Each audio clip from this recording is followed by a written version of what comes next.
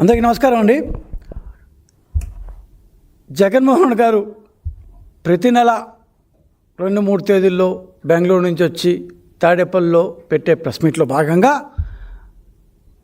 పొద్దున అనుకుంటాను డిఎస్సి మీద విమర్శలు చేస్తూ మేము పెట్టిన అత్యంత పారదర్శకతమైన డిఎస్సి మీద విమర్శలు చేస్తూ 2019లో ఆయన అధికారానికి రాగానే వాళ్ళు పెట్టిన పరీక్షలు ఎంత బ్రహ్మాండంగా పెట్టారు, ఎంత మైలురాయిలు అది ఇది అంటూ చెప్పుకొచ్చారు. సరే, ఇప్పుడు ఆయన ఉద్దేశం ఏంటంటే 7 ఏళ్ళు అయిపోయింది కాబట్టి అందరూ మర్చిపోతారు అనే ఉద్దేశం. సో తన హయాంలో జరిగిన 1,25,000 ఉద్యోగాలను ఏ విధంగా ఎంత లోపభూయిష్టంగా ఇచ్చారు, ఎన్ని స్కాములు జరిగాయి, ఎంతమంది పేర్లు బయటకు వచ్చాయి, ఎంతమంది బంధువులు ఎక్కడెక్కడ పనిచేస్తారు, ఇవన్నీ చెప్పాల్సిన బాధ్యత మాకు కూడా ఉంది కదా. ఎందుకంటే దాదాపు 7 ఏళ్ళు అయిపోయింది. కొత్తగా ఓటర్లు చాలామంది వచ్చారు. వాళ్ళకి పాత స్కాములు తెలియదు కదా. 2013 స్కాములు, 14 స్కాములు, సిబిఐ కేసులే మర్చిపోతున్నారు జనాలు. చాలా సంవత్సరాలు అయిపోయింది. ఇప్పుడు కొత్తగా మన 2019 కూడా మర్చిపోతారు కదా. సో అందుకని జగన్ గారిని అక్కడే కాసేపు ఆపెట్టి, బాబు ఒక్క క్షణం ఉండు, మమ్మల్ని తిట్టే ముందు ఒక్కసారి మీరు చేసింది కూడా విని జనాల్ని డెసిషన్ తీసుకొని. సో ఈ ద్వంద్వ నీతిని, జగన్ గారి రాజకీయ నైతికతను అసలు ఉందా, అట్లాంటి పొలిటికల్ మొరాలిటీ అనేది ఉందా, ఒకవేళ ఉంటే ఎలా ఉంది, అసలు ఉందా లేదా అన్న విషయం కూడా ప్రజలు తెలుసుకోవాలి. ఎందుకంటే ఒక మాజీ ముఖ్యమంత్రి నేను బ్రహ్మాండంగా చేశాను, మీరేం బాగా చేయలేదంటే, నువ్వు చేసి ఇంత ఘోరంగా ఉందా బాబు అని చెప్పాల్సిన బాధ్యత అధికారంలో ఉన్న మా పార్టీకి కూడా ఉంది కదా, ఒక రాజకీయ పక్షంగా మాకు కూడా ఉంది కదా.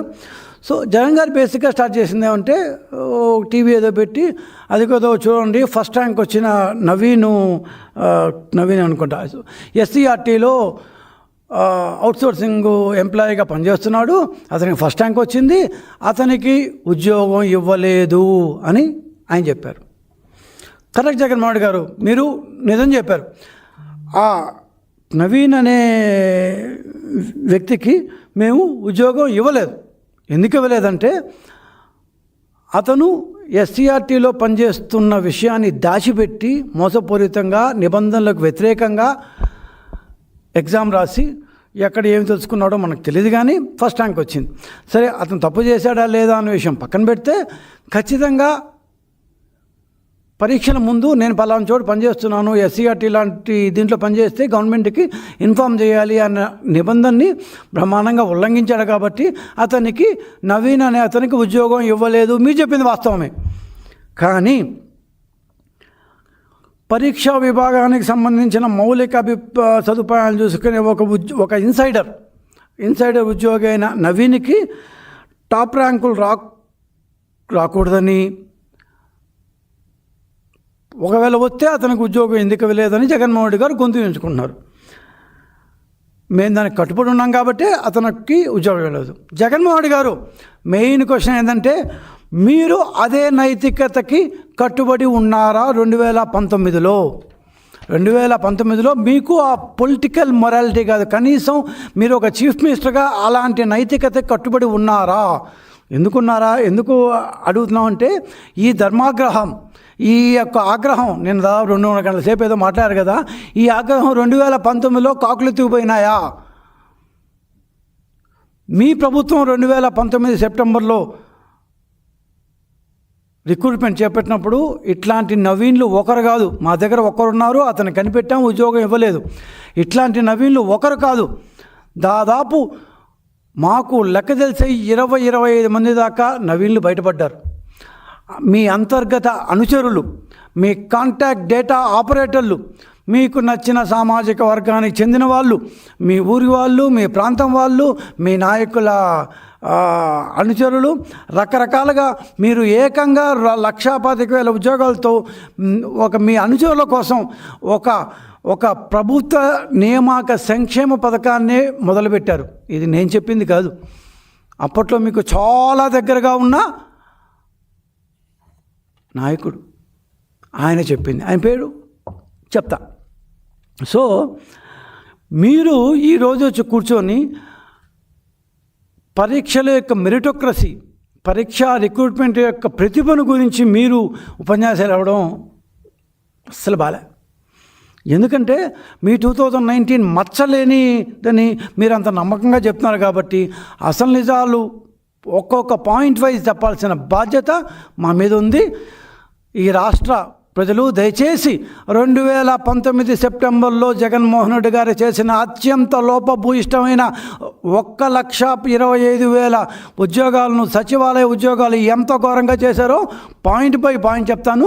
దయచేసి ఆయన యొక్క పొలిటికల్ మొరాలిటీ కావచ్చు, ఆర్గనైజేషన్ మొరాలిటీ కావచ్చు, అడ్మినిస్ట్రేటివ్ మొరాలిటీ కావచ్చు, ఏ రకమైన నైతికత ఉందా అని మీరే నిశ్చయించుకొని.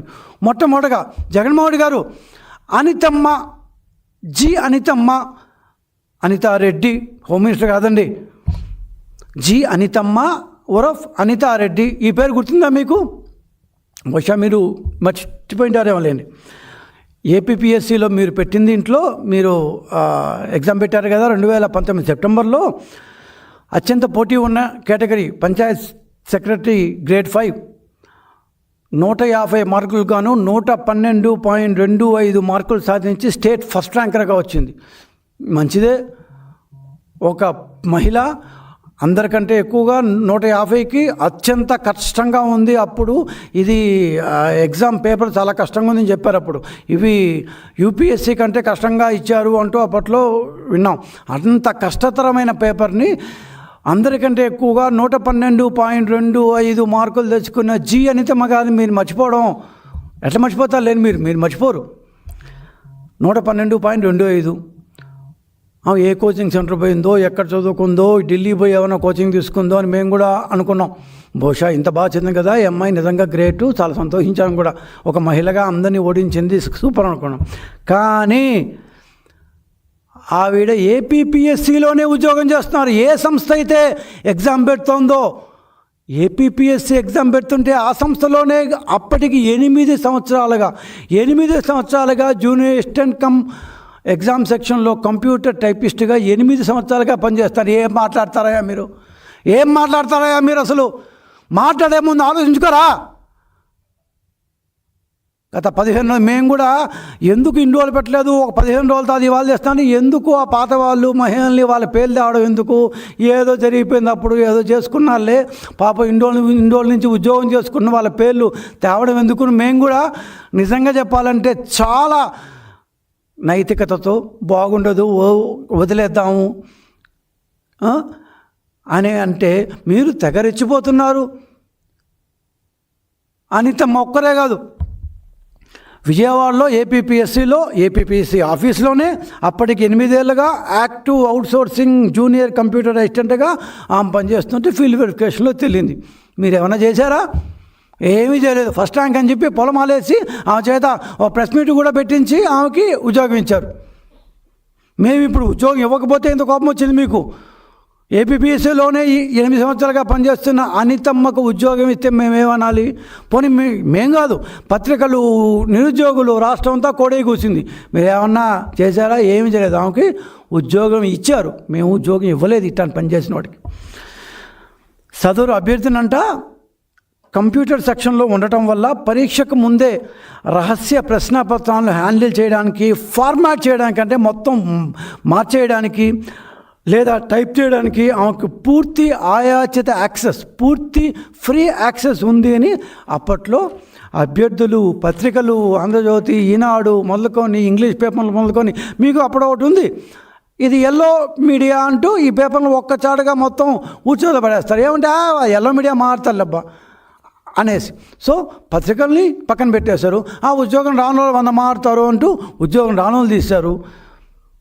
పోలీస్ రిపోర్ట్లను పట్టించుకోలేదు, ఏమీ పట్టించుకోలేదు. మీరు ఇప్పుడు వచ్చి మారుతారు. ఒక్క అభ్యర్థి అయితే ఏదోలే బై మిస్టేక్, మేము ఎట్లయితే ఈ నవీన్ విషయంలో చూడకుండా మిస్ప్లేస్ అయిందో ఒకరు ఉండొచ్చు, దానికి ఏముంది, ఇట్ హ్యాపెన్స్. గవర్నమెంట్ అంత తర్వాత పెద్ద ఓషన్ కదా. కానీ కాదు జగన్మోహన్ రెడ్డి గారు, మీకు ఇంకో వ్యక్తి పేరు గుర్తుండాలేమో, దొడ్డ వెంకటరెడ్డి. ఈయన సూపర్, మామూలు సూపర్ కాదు ఈయన. ఎవరన్నా నేను మ్యాథ్స్ చదువుకున్నా, బీఎస్సీ మ్యాథ్స్, ఎకనామిక్స్, స్టాటిస్టిక్స్ నాకు. ఆ తర్వాత ఎకనామెట్రిక్స్ చేసా, ఆ తర్వాత ఇంకేవో చేశా. అట్లా ఆయన ఆర్ట్స్ చేస్తుంటాడు, ఈయన సైన్సెస్, బాటనీ, జువాలజీ చేస్తుంటారు. ఇట్లా ఎవరన్నా ఒక సబ్జెక్ట్ చేస్తారు, ఆర్ట్స్ కానీ సైన్స్ కానీ మ్యాథ్స్ కానీ ఇంకోటిని కానీ. ఈయన సూపర్. ఈ దొడ్డ వెంకటరెడ్డి ఈయనకు కేటగిరీ 1లో సెకండ్ ర్యాంక్ 111.5. ఆమెకు ఎంత వచ్చింది? ఆమెకు వచ్చి 112.5 వచ్చింది. ఈయనకు 111.5. ఆమెకంటే 0.75 మార్కులు ఇతనికి తక్కువ. సరేలే, ఈయన కూడా అట్లాగే ఉన్నాడేమో, బాగా చదివాడేమో అనుకున్నాం. కాదు, ఈయనకు ఆర్ట్స్తో పాటు సైన్సెస్, డిజిటల్ అసిస్టెంట్స్ కోసం మ్యాథమెటిక్స్లో ఎగ్జామ్ పెట్టారు. ఈ కంప్యూటర్లు, మ్యాథ్స్, ఈవెన్ స్టాటిస్టిక్స్ ఇవంతా. దాంట్లో కూడా ఈయనకి ఫస్ట్ ర్యాంకే వచ్చింది. ఆర్ట్స్ సైన్స్ అంటే లెఫ్ట్ అండ్ రైట్ హ్యాండ్ అంటారు కదా, ఆ హ్యాండ్తో ఈ హ్యాండ్తో రెండు దీంట్లో ఈయనకి 2 ఫస్ట్ ర్యాంకులు. ఒక దాంట్లో సెకండ్ ర్యాంకు, ఇంకో దాంట్లో ఫస్ట్ ర్యాంకు. కేటగిరీ 1 పూర్తిగా హ్యుమానిటీస్ అంటే హిస్టరీ, పాలిటిక్స్, ఎకనామిక్స్తో ఉంటాయి. కేటగిరీ 2 పూర్తిగా టెక్నికల్, కంప్యూటర్ సైన్స్, ఇంజనీరింగ్ సంబంధించింది. ఇందాక చెప్పాం కదా, ఆ టైములో ఎవరు సెట్ చేశారో పేపర్ తెలియదు, కానీ చాలా కష్టంగా ఉందంట. లక్షలాది మంది ఇంజనీరింగ్ గ్రాడ్యుయేట్లు, సివిల్స్ అభ్యర్థులు విఫలమైన చోట మన ఘనత వహించిన వెంకటరెడ్డి గారు మాత్రం ఇటు ఆర్ట్స్లో సెకండ్ ర్యాంకు, అటు సైన్సెస్లో ఫస్ట్ ర్యాంక్ వచ్చేసింది. ఇంత సూపర్ ఏమో బా, చిన్నప్పటి నుంచి పువ్వు పుట్టగానే పరిమళించును అన్న టైప్లో ఉన్నాడేమోలే అనుకున్నాం. జగన్ రెడ్డి గారే గమ్మున సూపర్ అని చెప్పి ఆయనకి ఉద్యోగం ఇచ్చారు. ఏందయ్యా ఇంతకు అంటే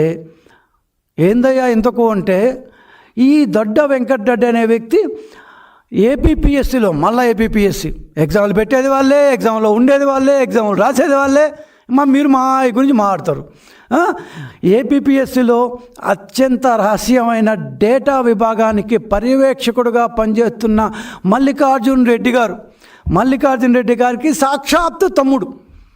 ఏపీపీఎస్సీలో కాన్ఫిడెన్షియల్ సెక్షన్ అయిన డేటా విభాగానికి సంరక్షకుగా, డైరెక్టర్గా పనిచేస్తున్న మల్లికార్జున్ రెడ్డి గారికి సాక్షాత్తు తమ్ముడి దొడ్డ వెంకటరెడ్డి. అందుకే పాపం ఆ ఆర్ట్స్ పేపరు ఆశ కదా, arts paper, science paper, maths paper అన్నీ తీసుకొని ఎడం చేతో కుడి చేతో రాజోది పారేశాడు.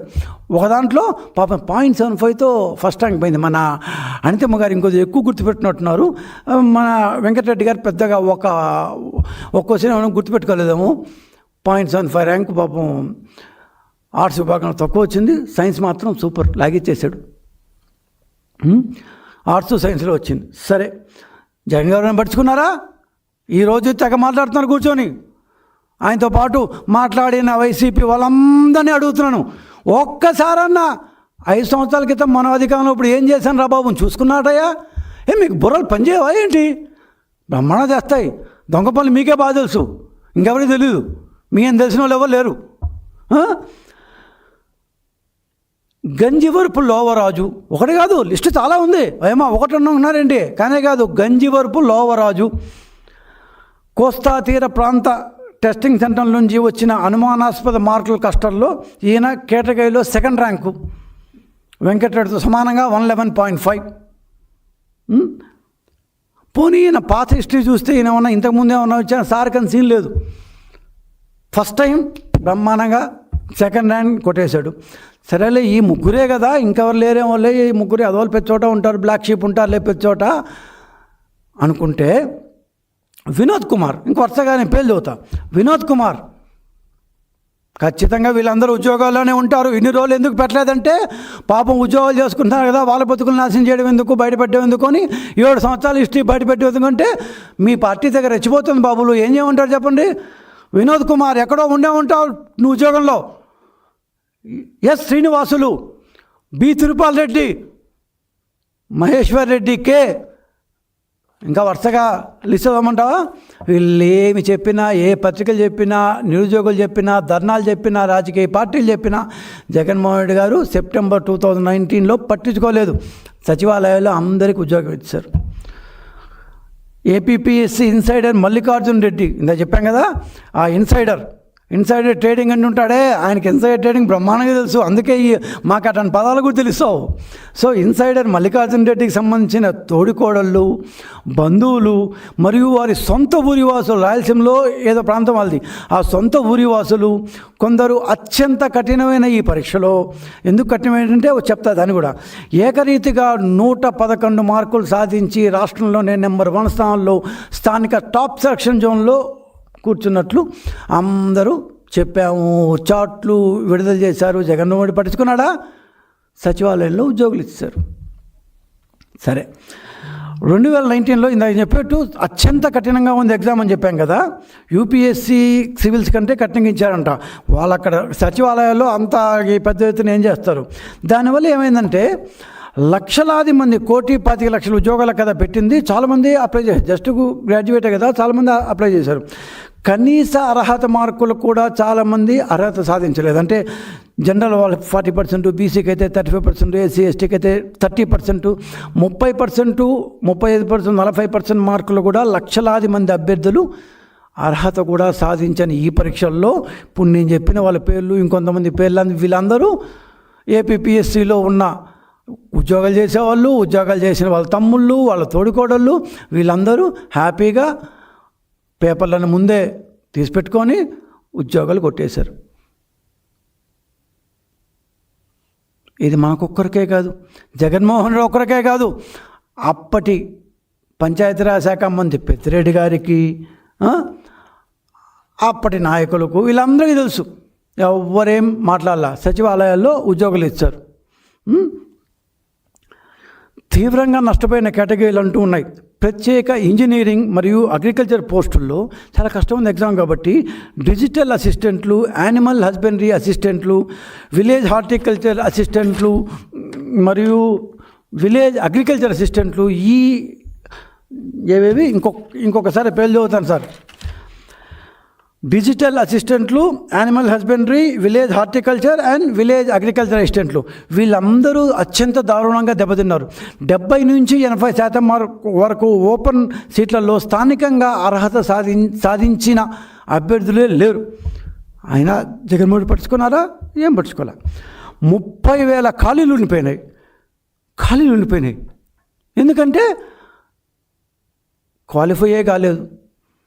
డిస్ట్రిక్ట్ సెలక్షన్ కమిటీల సర్టిఫికేట్ వెరిఫికేషన్లో మేము సర్టిఫికేట్ వెరిఫికేషన్ చేసి ఇవన్నీ బయటపెట్టి ఆన్లైన్లో పెడితే మాత్రం తగ్గించుకుంటున్నారు.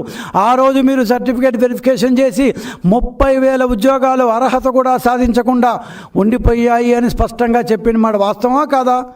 ఆ రోజు పేపర్లు చూస్తే వస్తుంది, గూగుల్ కొడితే అన్నీ వస్తాయి బయటికి. 30 నుంచి 40,000 సాంకేతిక ఉద్యోగ పోస్టులు పూర్తిగా ఖాళీ ఉండిపోయినాయి. ఏం చేయాలి? 50 రోజుల్లో పెట్టేస్తా ఉన్నారు, కనీసం అర్హత కూడా లేదు. అప్పుడు జగన్మోహన్ గారు సూపర్ ఇంటెలిజెంట్ ప్లాన్ వేశారు. మన టైంలో కాదు కానీ మేము చిన్నపిల్లకాయలప్పుడు, నేను నాకు 6-7 ఏళ్ళప్పుడు వింటున్నామని 5 మార్కులు గ్రేస్ మార్కులు కలిపారు. 10వ క్లాస్లో 3 మార్కులు కలిపారు, 5 మార్కులు గ్రేస్ మార్కులు ఇచ్చారు, 10 మార్కులు గ్రేస్ మార్కులు ఇచ్చారు ఇంటర్మీడియట్లో అంటూ వింటుండేవాడిని. అంటే పాస్ కాకపోతే వాళ్ళ ఇక లైఫ్స్ పాడైపోతాయి, 2 మార్కులు 3 మార్కుల్లో పోతే కష్టం కదా, గ్రేస్ మార్కులు ఇచ్చేవాళ్ళు. సరే చదువుకో పాస్ అవ్వడం కోసం ఇచ్చారు.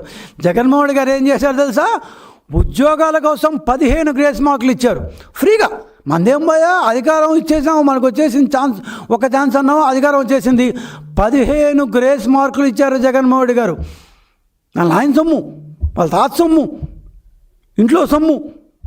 15 గ్రేస్ మార్కులు, పరీక్ష లేదు, ఎగ్జాము ఏ సంబంధంలా, వాళ్ళు ఫెయిల్ అయినా పాస్ అయినా 15 గ్రేస్ మార్కులు ఇచ్చేశారు. దాంతో ఈ ఏదైతే 30,000 ఖాళీలు ఉన్నాయో ఆ 30,000 ఖాళీలు ఉన్న వాళ్ళకి అందరికీ ఇప్పుడు 40 ఓపెన్ కేటగిరీలో 40 కావాలి. 100 మార్కుల పేపర్కి 40 మార్కులైనా ఓపెన్ కేటగిరీలో రావాలి. వాడికి 20 వస్తే రాదు. సరే 25 మార్కులు వచ్చి ఉంటాయి అనుకుందాం, 50 మార్కులు ఇస్తే ఆటోమేటిక్గా వాడు పాస్ అయిపోయాడు. బీసీ వాళ్ళు 35 మార్కులు రావాలి, 20 మార్క్స్ వచ్చాయనుకో, 100 మార్కుల పేపరు 35 మార్కులు క్వాలిఫైయింగ్, నీకు వచ్చిందే 20 రా అంటే కమాన్ జగన్మోహన్ గారు నాకు 15 మార్కులు ఇచ్చారు అని వాడు క్వాలిఫై. ఎస్సీ ఎస్టీలు అయితే వాళ్ళకి కావాల్సింది 30 మార్కులే. 10 మార్కులు వచ్చినా 15 మార్కులు వచ్చినా జగన్మోహన్ గారు ఇంకో 15 మార్కులు ఇచ్చారు కాబట్టి క్వాలిఫై. ఇట్లా అందరినీ క్వాలిఫై చేశారు. నువ్వు ఎగ్జామ్ ఎందుకు నా బొంద? ఇంకా ఎగ్జామ్ ఎందుకు అసలు? నువ్వు ఆ ఎగ్జామ్ గురించి బ్రహ్మాండంగా చెప్తావు. మీ నాయకులందరూ ఆ ఎగ్జామ్ సూపర్ పెట్టారంట. ఒకరైనా చదివి సచ్చుంటే కదా, స్కూళ్ళకి పోయింటే కదా, కాలేజీలకు పోయింటే కదా, కాంపిటేటివ్ ఎగ్జాములు రాసుంటే కదా, పరీక్ష అంటే కష్టం అంటే ఏమో తెలుసుంటే కదా. పాస్ చేయడానికి 75లో ఆ సంవత్సరాల్లో కలిపితే ఉద్యోగాల కోసం గ్రేస్ మార్కులు ఇస్తా అంటే ఈ మహానుభావుడు ఫ్రీగా మార్కులు ఇచ్చేసి సచివాలయాల్లో ఉద్యోగాలు ఇచ్చేశారు. బాగా కోచింగ్ తీసుకొని పాస్ కావడానికే 15 అత్యవసర గ్రేస్ మార్కులు కావాల్సిన పరిస్థితుల్లో లక్షల మంది క్వాలిఫై కాకపోతే మీ అనితమ్మ గారులు, మీ వెంకటరెడ్డులు, మీ లోవరాజులు, ఈ పేర్లు ఏది వినోద్ కుమార్లు, శ్రీనివాసులు, తిరుపాల్ రెడ్లు, మహేశ్వర్ రెడ్లు ఇత్యాది పేర్లంతా వీళ్ళందరూ 112 మార్కులు అంట. ఓ పక్క లక్షల మందికి ఏమో కనీసం ఇంజనీరింగ్ చేసిన వాళ్ళేమో క్వాలిఫై కూడా కాలేదంట, వాళ్ళకి 15 గ్రేస్ మార్కులు ఇస్తామంట. ఏపీపీఎస్సీ ఆఫీసుల్లో ఉండేవాళ్ళు మాత్రం 112 మార్కులు వస్తాయంట. అవును, పేపర్లు వారం ముందే క్వశ్చన్ పేపర్ మా చేతికి వస్తుంది. 112 రావడే 150 రావాలి కదా వాళ్ళరా. ఆ రాసిన ఎదవాళ్ళు ఎవరో 150 రావాలి కదా. కథ 150 డౌట్ వస్తుందనేమో కొద్ది తగ్గించుకున్నాడు. మొత్తం వస్తే ఏం పోనీ డౌట్లు వస్తాయా, అందుకని కొన్ని తప్పులు పెట్టు అని చెప్పారు. మామూలు వాళ్ళు కాదు కదా వీళ్ళు. పెద్దిరెడ్డి రామచంద్రారెడ్డి గారు నియామకాలను పర్యవేక్షించే శాఖాధిపతి ఈయన డిజిటల్ కీలను లీక్ చేసినట్టు ఆరోపణలు ఎదుర్కొంటున్న ఒక రిటైర్డ్ పరిపాలనా అధికారిని దాదాపు మచ్చపడకుండా కాపాడారు. డిజిటల్ కీలను లీక్ చేసిన అప్పటి రిటైర్డ్ పరిపాలనా అధికారిని మచ్చ రాకుండా కాపాడారు. విజయసాయిరెడ్డి, ఇందాక నేను ఆ పేరు చెప్పలా, ఎందుకంటే చాలా పెద్ద ఆయన, ఒట్టిగా పేరు చెప్పేస్తే అట్లా. విజయసాయిరెడ్డి ఆయన అప్పుడు వాళ్ళ గవర్నమెంట్లో నెంబర్ 2 1.5 మనకు తెలియదు, ఆ స్థాయిలో ఉన్నాడు ఆయన అప్పుడు. పాపం ఇప్పుడు స్టార్లు నక్షత్రాలు బాగలేనట్లేవు, ఎక్కడో డౌన్లో ఉన్నాడు పాపం. సో సెప్టెంబర్ 22, 2019 తేదీన విజయసాయిరెడ్డి గారు రాజ్యసభ ఎంపీ, ఎప్పటికైనా ఆయన వైఎస్ఆర్సీపీ ప్రధాన కార్యదర్శి కూడా, జాతీయ ప్రధాన కార్యదర్శి కూడా ఆయన, పార్టీ కార్యకర్తలను ఉద్దేశించి మాట్లాడుతూ, ఇది నేను చెప్పేది కాదు, గూగుల్లో ఎవరు కొట్టినా కనిపిస్తుంది, దాదాపు 90% ఉద్యోగాలు మన కేడర్కే వచ్చేసాయి. ఇదే వర్డ్స్, అక్షరం ముక్క మారలేదు. దాదాపు 90% ఉద్యోగాలు మన కేడర్కే వచ్చాయి. విజయసాయిరెడ్డి గారు, మీరు ఒక ఆడిటరు, చాలా కష్టపడి సీఏ చేయాలి, మామూలుగా రాదు. అంత కష్టపడిన వాళ్ళు ఇంత నిస్సిగ్గుగా అన్అబాషెడ్లీ, ఇంత నిస్సిగ్గుగా ఏ రకమైన సంకోచం లేకుండా మీరు దాదాపు 90% ఉద్యోగాలు మన కేడర్కే వచ్చేసాయని చెప్తారా? ఇదేమన్నా గవర్నమెంటా, లేకపోతే మీ పులివిందులోని జీతకాల పని అనుకున్నారా? ఏంటది? అందుకే మీకు ఊరికే ఇవ్వలేదు 11 సీట్లు. 90%, దాదాపు 90% ఉద్యోగాలు మన కేడర్కే వచ్చేసాయి. విజయసాయిరెడ్డి, మీరు ఇప్పుడు వచ్చి కూర్చొని మాది మీ గురించి మాట్లాడతారు. సిగ్గుండక్కలేదయా? మెరిట్ ఆధారం కాకుండా కేవలం అధికార పార్టీ కార్యకర్తలను ప్రభుత్వంలో చొప్పించడానికి చేసిన వ్యవస్థీకృత కుట్రను అత్యంత అమానుషంగా, అమానవీయంగా, నేను కరెక్టే చెప్పా, అమానవీయంగా అని మీ సార్కి చెప్పని రాలేదు నిన్న. అమానవీయంగా ఇలా ఎగ్జాములు పెట్టి మనకు కావాల్సిన వాళ్ళందరినీ గ్రేస్ మార్కులు ఇచ్చి లోపలతో చేస్తావా? క్వశ్చన్ పేపర్లు డిజిటల్కి ఇచ్చి లోపల దోసేస్తావా? ఇది కుట్రగా ఇంకేంటి? 4 లక్షల రూపాయలు ఒక్కొక్క క్వశ్చన్ పేపర్ కోసం ఇచ్చారు అని అప్పుడు ఆంధ్రజ్యోతి, ఈనాడు, టైమ్స్ ఆఫ్ ఇండియా, హిందూ లాంటి పేపర్లు చెప్తే ఇంగ్లీష్ పేపర్ని పక్కన పెట్టి ఇవంతా సోషల్ మీడియా అంటూ కొట్టేత బాగేస్తారు. సచివాలయం ఎదురుగా నాకు బాగా గుర్తుంది, టీడీపీ అప్పుడు ఏపీపీఎస్సీ సచివాలయంగా బ్రహ్మాండమైన ఎన్నిసార్లు ధర్నాలు చేసాము. పట్టించుకున్నారా సార్? ఏం పట్టించుకోలేదు. ఒక్క పని చేశారు, మీకు కావాల్సిన వాళ్ళందరికీ సచివాలయాల్లో ఉద్యోగాలు ఇచ్చేశారు. ఏపీపీఎస్సీ అంతర్గత నెట్వర్క్లోని కీలక సూత్రధారులు, టాపర్లు, ముఖ్యమంత్రి వైఎస్ జగన్మోహన్ రెడ్డి గారి సామాజిక వర్గానికి చెందిన కొంతమందిని, వీళ్ళందరికీ ఉద్యోగాలు వచ్చాయని ఆ టాపర్ షీట్లన్నింటినీ సామాజిక వర్గాల పేర్లతో సహా అప్పటి విద్యార్థి సంఘాలు రిలీజ్ చేశాయి. మీరు ఏమైనా పట్టించుకున్నారా సార్? ఉద్యోగాలు ఇచ్చేశారు. ఇది రచ్చ అయిపోతుంది, గొడవ అయిపోతుంది. ఇది కోర్టులకు పోతే మనం దీన్ని ప్రూవ్ చేసుకోవాలి అని 2019 సెప్టెంబర్ 22న విజయసాయిరెడ్డి మాట్లాడితే కరెక్ట్గా 10 రోజుల కల్లా పెట్టిన 50 రోజుల కంటే స్టార్ట్ చేసిన దగ్గర నుంచి 50 రోజుల లోపల ఉద్యోగ నియామక పత్రాలు ఇచ్చేసి వాళ్ళని చేర్చేశారు కూడా.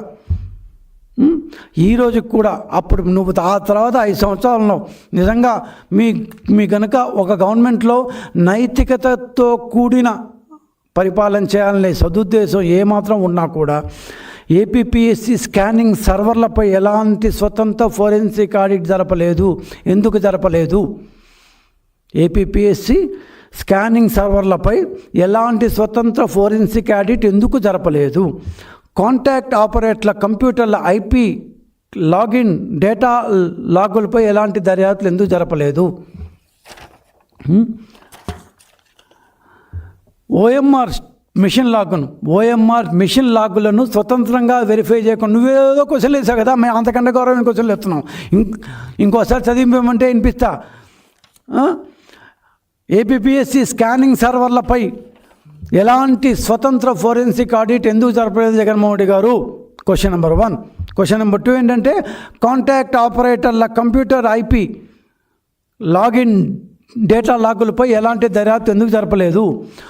ఓఎంఆర్ మెషిన్ లాగులను స్వతంత్రంగా వెరిఫై చేయకుండానే పిటిషన్లు ఎందుకు క్లోజ్ చేశారు? కోర్టులో ఎందుకు ప్రొడ్యూస్ చేయలేదు మీరు?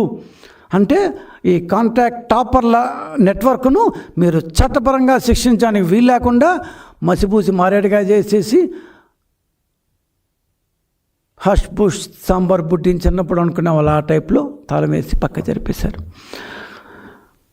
2019లో జరిగిన సచివాలయం యొక్క నియామకాలు ఏంటంటే సింపుల్గా ఒక్క లైన్లో చెప్పాలంటే సర్వర్ల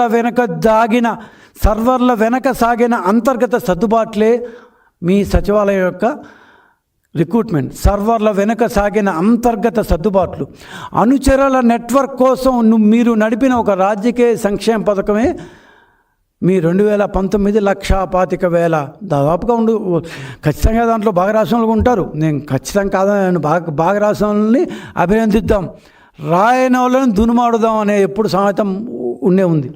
సో కానీ ఇవంతా చేసిన తర్వాత 7 ఏళ్ల తర్వాత మళ్ళా వచ్చి మీరు ప్రతిపక్షంలో చిత్తుగా ఓడిపోయిన తర్వాత కూడా అరే మనల్ని ఎందుకు ఓడించారా, ఇవంతా మనం చేశాం కదా అనే ఆ మాత్రం ఆలోచన లేకుండా ఈరోజు జరిగిన లాస్ట్ ఇయర్ జరిగిన మెగా డిఎస్సిని మీరు క్రిటిసైజ్ చేస్తారు.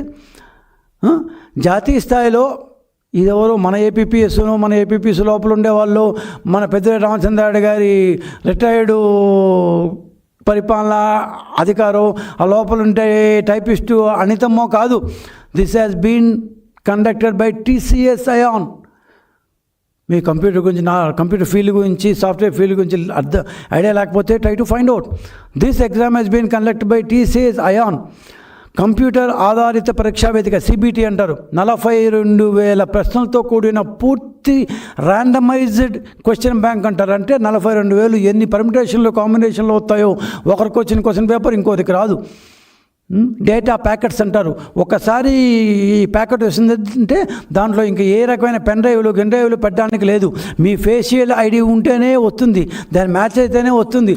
ఇట్లా పలు రకాల సాఫ్ట్వేర్ జాగ్రత్తలు తీసుకొని 89 సెషన్లలో కంప్యూటర్ ద్వారానే ఎక్కడ మాన్యువల్ అనేది లేకుండా, అంటే హ్యూమన్ ఎలిమెంట్ లేకుండా 89 సెషన్లో క్వశ్చన్ పేపర్ లీకేజీకి ఏమాత్రం ఆస్కారం లేకుండా అత్యంత పారదర్శకంగా నిర్వహించిన ఎగ్జామ్ని మీరు చేసిన ఏదో పనులన్నీ మర్చిపోయి, మీ వాళ్ళకు ఉద్యోగాలు ఇచ్చేసుకున్నంతా మర్చిపోయి ఈరోజు 1కి 10 సార్లు ఒకే మాట చెప్తే నమ్మేస్తారంటే ఎట్లా? మీ హయాంలో జరిగింది ఏంటి అంటే మార్కులు రాక అర్హత ఇది కూడా సాధించకుండా వేలాది పోస్టులు ఖాళీగా మిగిలిపోతే వాటిని భర్తీ చేయడానికి రాత్రి జీవో నెంబర్ 160 అనుకుంటా, జీవో నెంబర్ 116 రిలీజ్ చేసి 15 గ్రేస్ మార్కులు ఫ్రీగా ఇచ్చేసి 100 మార్కులకి 20 మార్కులు 30 మార్కులు కూడా రాని వాళ్ళని, 15 మార్కులు కూడా రాని వాళ్ళని అందరినీ ఎట్లా క్వాలిఫై చేశాము అనిపించేసి వాళ్ళందరికీ ఉద్యోగాలు ఇచ్చేసిన మీతో మేము చేసిన ఎగ్జామ్ని పోల్చడానికి ఏమన్నా అర్థం ఉందా? ఇవన్నీ చెప్పిన తర్వాత విన్న మా పాతవే కదా, మర్చిపోయింటారు మామూలు ప్రజలు కూడా. 7 సంవత్సరాలు పడిన 5 సంవత్సరాలు పడిన కష్టాలు మామూలు కాదు కదా. ఇవన్నీ ఉన్న తర్వాత ఇంకా ఏ బూతులు తిట్టారో నాకైతే తెలియదు, అట్లా తిట్టారు వైసీపీని. అన్ని ఓపెన్లు చేసిన తర్వాత మీరు ఇవన్నీ కళ్ళ ముందు మేము కనిపెట్టినవి, కనిపెట్టని ఇంకెన్ని ఉన్నాయో. ఒక ఇన్సైడర్ వ్యవస్థతో ఏపీపీఎస్సీ నింపేసి ఏపీపీఎస్సీ ద్వారా మీరు వాడుకునేసి అట్లాంటి జగన్ గారికి అత్యాధునిక ఎన్క్రిప్టెడ్ డిజిటల్ సెక్యూరిటీతో అపారమైన కంప్యూటరీకృత పారదర్శకతతో లక్షలాది మంది నిరుద్యోగులను అత్యంత ట్రాన్స్పరెన్సీతో సాకారం చేసిన లోకేష్ యొక్క దీన్ని మీరు కంపేర్ చేసి మాట్లాడతారే జగన్మోహన్ రెడ్డి గారు. Try to compare your self with somebody. అనవసరంగా మీ స్థాయిని ఇంకా ఇప్పటికే మీకు అంత నైతిక అర్హత లేనే లేదు. ఇంకా నేను నెక్స్ట్ దీనికి టైం చాలదు కాబట్టి మీ గ్రూప్ 1 ఎగ్జామ్ తోటికి పోవట్లా నేను. ఇంకా అది ఇంకోసారి మాట్లాడుకుందాం. చాలాసార్లు మాట్లాడాం కూడా. గౌతమ్ సవాంగ్ని రామాంజనేయుల్ని పెట్టుకొని హాయ్లాండ్లో మీరు ప్రశ్నపత్రం 2వ సారి 3వ సారి మీ ఇష్టం, ఎవరికి సంబంధం లేకుండా ఏపీపీఎస్సీని ఎంత గబ్బు లేవు బాబు. సచివాలయ ఉద్యోగాలు ఏపీపీఎస్సీ మొత్తం గబ్బులు వేసిపోయింది. గ్రూప్ 1 ఉద్యోగాలు నాశనం చేశారు. ఒక చైర్మను, ఒక సెక్రటరీ, ఇంతమంది సర్వనాశనం చేశారు. ఏపీపీఎస్సీకి ఉన్న వాల్యూ అంతా పోగొట్టారు. ప్రశ్నపత్రాలని ఎక్కడో తీసుకుపోయి హాయ్లాండ్లో కూర్చొని రహస్యంగా దిద్దుకుంటారంట, కార్ డ్రైవర్ల చేత దిద్దిస్తారంట. ఏమన్నా కనీసం డోంట్ యూ ఫీల్ రిమోర్స్ అంటే బాధ. అరే మనం అట్లా చేసి ఉండకూడదు కదా అని ఎప్పుడన్నా మీకు అనిపించింది ఒక్కసారి? ఏపీపీఎస్సీ దగ్గర నుంచి ప్రశ్నపత్రాలు తీసుకొచ్చి హాయ్లాండ్లో పెట్టి డ్రైవర్ల చేత ఇంకోళ్ళ చేత మీ యొక్క అవలక్షణాలన్నింటినీ మీరు ఉంచుకొని అలాగే ప్రతి ఒక్కరు ఉంటారు అంటూ మా మీద బుర్ర తల్లి రోజుకో ఒక ప్రెస్ మీట్ పెట్టి మీ వాళ్ళందరూ ఏదో ప్రెస్ మీట్ పెట్టేస్తూ all the IAS officers, IFS officers, Shashidhar గారు, దాని అజయ్ జైన్ గారు, భరణి గారు, వీళ్ళంతా వాళ్ళ టైం వదులుకొని నాలాగే ఇక్కడ కూర్చొని ఒక్కొక్క మీరు చెప్పిన ప్రతి పేరు, మీరు అన్యాయం అని చెప్పిన ప్రతి పేరుని దీనికి ఎందుకు ఇవ్వలేదు, వీళ్ళకి ఎందుకు ఇవ్వలేదు, ఏ విధంగా వీళ్ళకి ఇవ్వకుండా ఉండాల్సి వచ్చింది, హారిజాంటల్ ఇదంటే ఏంటి, మీరు ఇచ్చిన జీవోనే, మేము ఇచ్చిన జీవో కాదు అది, మీ హయాంలో మీరు ఇచ్చిన, మీకు అవేం గుర్తుండవు కదా, మీరు ఇచ్చిన జీవోనే, స్పోర్ట్స్ కోసం మీరు ఇచ్చిన హారిజాంటల్ జీవో ప్రకారమే సెంట్రల్ గవర్నమెంట్ యొక్క మార్గదర్శకాలతో ఈ జీవోలని ఇచ్చి ఒక్కొక్క పేరుని క్లియర్గా ఎక్స్ప్లెయిన్ చేసి ఇంత చేస్తుంటే మేము మాకు సంబంధం లేదు, మేము మాట్లాడేది మట్టి వేస్తూనే ఉంటాము. 2 లక్షల ఉద్యోగాలను డిఎస్సి 13 డిఎస్సీల ద్వారా ఇచ్చిన గవర్నమెంట్ మీద 2 లక్షల ఉద్యోగాలను 13 డిఎస్సీల ద్వారా ఇచ్చిన గవర్నమెంట్ మాది. ఒక్క ఉద్యోగం అన్నా, ఒక్కటి పేరుకి ఒక్క టీచర్ ఉద్యోగం అన్నా డిఎస్సి ద్వారా మీరు 5 సంవత్సరాలు ఇచ్చారా? 5 సంవత్సరాల్లో ఒక్క ఉద్యోగం కూడా ఇవ్వకపోవడం ఏంటయ్యా? 1,25,000 ఉద్యోగాలు ఇస్తాడు. ఇది నీ మొత్తం బండారం, 1,25,000 బండారం ఇది. ఇంతకన్నా ఇంకేం చెప్పను జగన్ గారు? సంతోషం అంటే ఏంటి తెలుసా? కష్టపడి పరీక్ష రాసి ఉద్యోగం తెచ్చుకొని అప్పుడు వాళ్ళ మాటలు వింటే, వాళ్ళ కుటుంబాల మాటలు వింటే ఉంటుంది చూడు, అది వాళ్ళకే కాదు మనకు కూడా సంతోషం. మనకు పరిపాలనకు అవకాశం ఇచ్చారు కాబట్టి మనం అత్యంత పారదర్శకంగా పరిపాలించాము అని చెప్పుకుంటే దట్ ఈజ్ కాలే సంతోషం. ఖచ్చితంగా ఈరోజు మీరు సంతోషంగా ఉండే అవకాశం లేదు. ఎందుకంటే మీరు చేసిన తప్పులు మాకంటే మీకే బాధ తెలుసు. ఎందుకంటే మేము 2-3 తప్పులు మాకు అర్థమైనంత వరకు, మాకు దొరికేంత వరకు ఆ తప్పులు తీస్తాం. ఇంక తప్పులు చాలా ఉంటాయి. సో సంతోషంగా లేరు జగన్మోహన్ రెడ్డి గారు. మీరు ఓడిపోయేందుకు కాదు, కనీసం ఇప్పటికన్నా మీరు చేసిన తప్పులు సర్దిద్దుకోండి. This is not the way to run a government, to run a country, to run an institution. వీళ్ళందరూ నెక్స్ట్ 30 సంవత్సరాల పాటు మన రాష్ట్రాన్ని ముందుకు తీసుకోవాల్సిన వాళ్ళు కదా, వాళ్ళని ఇట్లాంటి లెవెల్లో మీరు సెలక్షన్ చేశారంటే, అట్లాంటి సెలక్షన్ చేసి కూడా తగుదనమ్మా అని మళ్ళా వచ్చి మమ్మల్ని విమర్శిస్తుంటే ఇంతకంటే రోత వేరే ఉండదు, ఇంతకంటే చెప్పలేము. దయచేసి ఆంధ్రప్రదేశ్ ప్రజలు కూడా పూర్తిగా అర్థం చేసుకోవాలి. ఎలాంటి రిక్రూట్మెంట్లు ఉన్న వైసీపీ గవర్నమెంట్ నుంచి ఎంత పారదర్శకంగా ఉన్న లోకేష్ గారి రిక్రూట్మెంట్కి మనం వచ్చాము, ఎంత దూరం పయనించాము, ఎంత బాగా పయనించాము, ఎంత మంచి ఎగ్జామ్లు పెట్టాము, ఎంత మంచి ఉద్యోగులను తీసుకున్నాం. ధన్యవాదాలు.